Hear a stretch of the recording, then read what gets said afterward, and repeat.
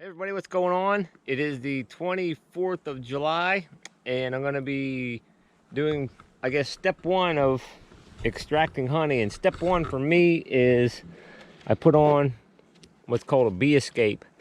I mean, some people are probably pretty familiar with these, but basically I'm going to take this thing and it has like a little maze underneath that the bees can find their way out. They come down through this hole, and once they go through there, they have a really difficult time finding their way back up through to here.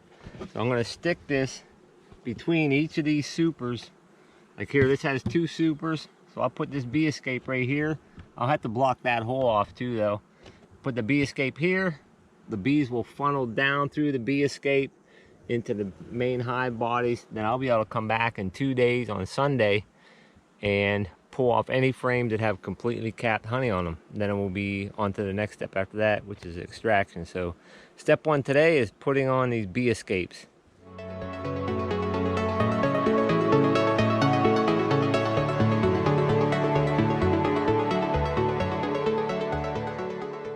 Well, that's about it for today. I got this one had 2 supers, but only 1 super had honey that was ready in it. So the bee escape is right here. So basically they'll funnel down out of here, work their way out, and they won't be able to get back up through here. In a couple days, these will be completely, well, 95 to 98% free of bees. There's usually a few stragglers left. This one had 1 super with a few in it.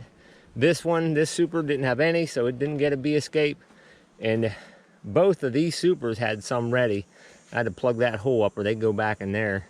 So I got my bee escape right here. So once they filter out of those 2 supers, be good to go. Be back in 2 days to steal their honey. So 2 days have gone by, and hopefully I'm going to get into here and there'll be very, very few bees inside of these supers. So I'm going to get in here, I'm going to pull out the frames that are ready to be extracted. It's just the way I do it. I don't pull off usually full supers at a time and just extract every bit. I just take what's available and what's ready, and I'll let the rest in there and I'll replace the frames or whatever. So, all right, let's get in these and see what's going on.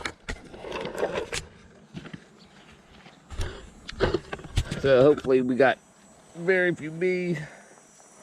There's my veil up here. There's one up top here. So I'm just gonna get into this one, show you what kind of frames I would take. Hopefully there'll be a few in here that are completely capped off.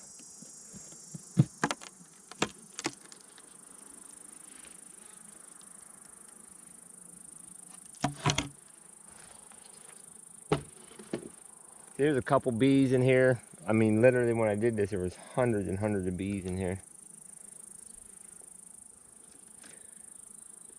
If I get a couple frames out of each one, I'll be happy.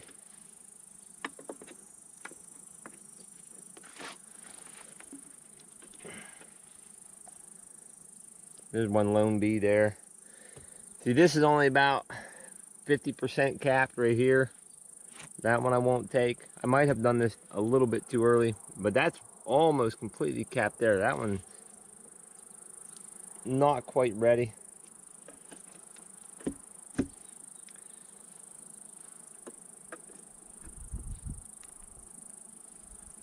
If I did this too early, I'll have to let the bees back up in here to finish their work. That one's not ready.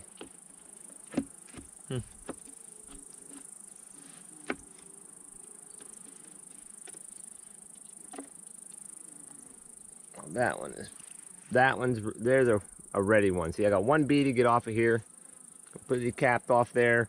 It's about 80% capped on the other side. Go away, bee. Now I just take this. I have dedicated totes over here that I put my frames like this into, and basically I'll pull whatever frames I need to out of this one, and then I'll replace the frames, and then I'll keep moving on down the line here. I probably should have waited another week, and I would have had maybe half again as much, maybe twice as much, who knows. But I mean, I ended up with 1, 2, 3, 4, 9, I think 14 total frames. Yep, and there's 5 in there. So I got I got 14 frames of honey. I would have probably had an easy 20 frames of honey if I would have waited a little bit longer. But basically, now these are going to go home, spin the honey out, and then I'll bring the the frames back, put them right back in the supers. They'll still have a bunch of honey left on them, and they'll just come back up and start refilling them. Okay, so we got the honey frames home, and I keep 2 dedicated totes for doing this. And so I'll take the honey frames from here, I'll uncap them in this one, and then everything that's left in here I'll render it down and get the beeswax, and sometimes we make lip balm and stuff out of the beeswax. So that'll happen in here, and then they'll go into the spinner. So we'll run through one process of this real quick. And I have learned to be moderately organized and over-prepared, and trust me, this is not my MO. My kid calls me Tornado Kitchen for a reason, because I'm usually into things just flying around. She's laughing at me right now. It's true, right? Accurate. Accurate.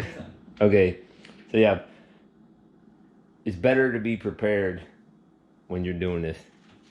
Pretty much, my wife got me this. It's awesome, but it's a basic 2-frame honey extractor, stainless steel, and I've learned to. I think I've learned the hard way. Make sure the nozzle is closed up. And my beautiful wife, she's my assistant. She does the cranking for me. I hold it still while she cranks and spin the honey out. So let's get a couple frames here. This is about 90% cap. There's a couple uncapped cells here. Looks pretty good. Drop the cappings off.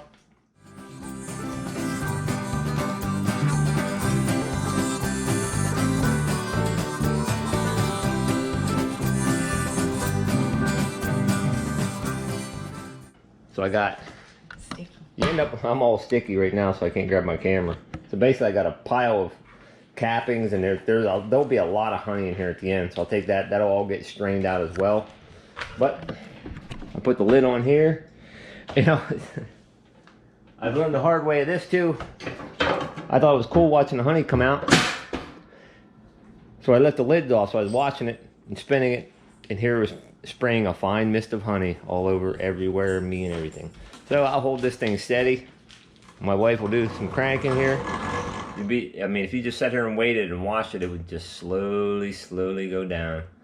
That's about it. Next step will be running it through the filter. All right, so the next step is in process. All the honey was spun out into the extractor. Now it's going through my filtration process.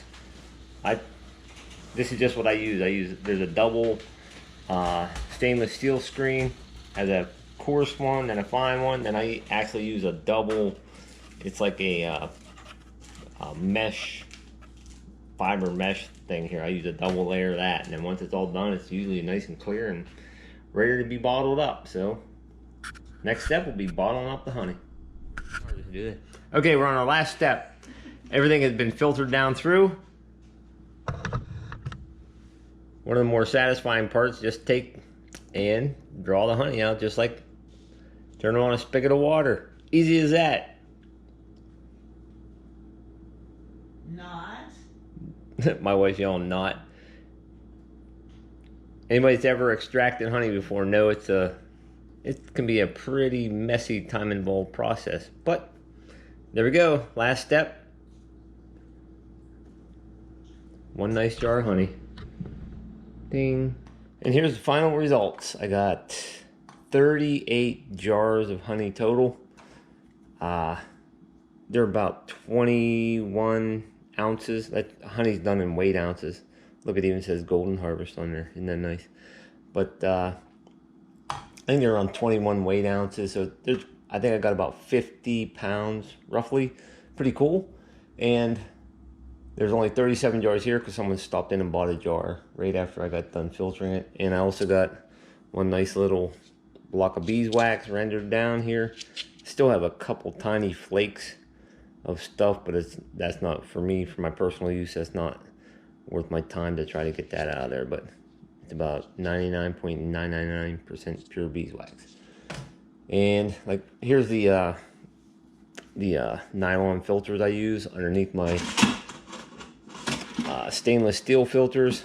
Just, I don't know, just makes a nice clear product, especially when try to sell a couple jars. So, and I also told my wife that if I crack 20 jars of honey, I was going to do a little giveaway. So coming up soon in the video, just make a short giveaway video on how you can enter to get a couple jars of free honey. So thanks for watching. Hope you enjoyed it, and see you on the next one.